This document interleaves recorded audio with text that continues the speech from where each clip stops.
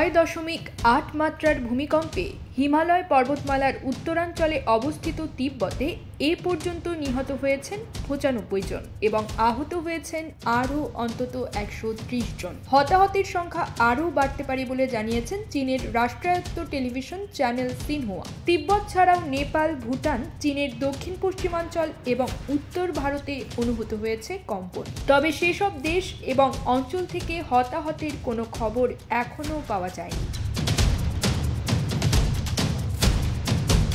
ভূমিকম্পের প্রথম আঘাতটি ঘটে আজ মঙ্গলবার সকাল 9টা 5 মিনিটে। প্রথমবার 6.8 মাত্রার কম্পন হওয়ার পর কয়েক মিনিট ধরে বেশ কয়েক ডজন আফটার শক হয়েছে বলে জানিয়েছে চীনের ভূমিকম্প পর্যবেক্ষণ ও গবেষণা সংস্থা চায়না আর্থকোয়েক নেটওয়ার্ক সেন্টার। প্রতিটি আফটার শকের মাত্রা ছিল 4.4 কিংবা তারও কিছু বেশি। যুক্তরাষ্ট্রের ভূতত্ত্ব গবেষণা সংস্থা ইউএস জিওলজিক্যাল সার্ভের তথ্য অনুসারে ভূমিকম্পের প্রথম ধাক্কাটির মাত্রা ছিল 7.1। লন্ডনে এত বড় মাছ, ওয়াও! মাছে ভাতে বাঙালি, আর সেই মাছ পেতে আসুন লন্ডন ফিশ নেটে। জি হ্যাঁ, ইস্ট হ্যাম পুরাতন টাউন হলের সন্নিকটে আপনার প্রিয় মাছের সম্ভারে ভরপুর।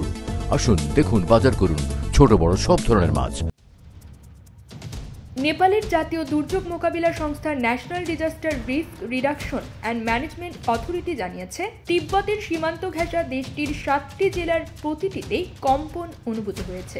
এনডিআরআরএম এর মুখপাত্র দ্বিজন ভট্টরাই রয়টার্সকে বলেন, আমরা এখন পর্যন্ত নেপালে প্রাণহানি কিংবা ক্ষয়ক্ষতির কোনো তথ্য পাইনি। তবে সীমান্ত জেলাগুলোর পরিস্থিতি সম্পর্কে বিস্তারিত তথ্য সংগ্রহের জন্য পুলিশ, নিরাপত্তা বাহিনী এবং স্থানীয় কর্তৃপক্ষকে নির্দেশ দেওয়া হয়েছে।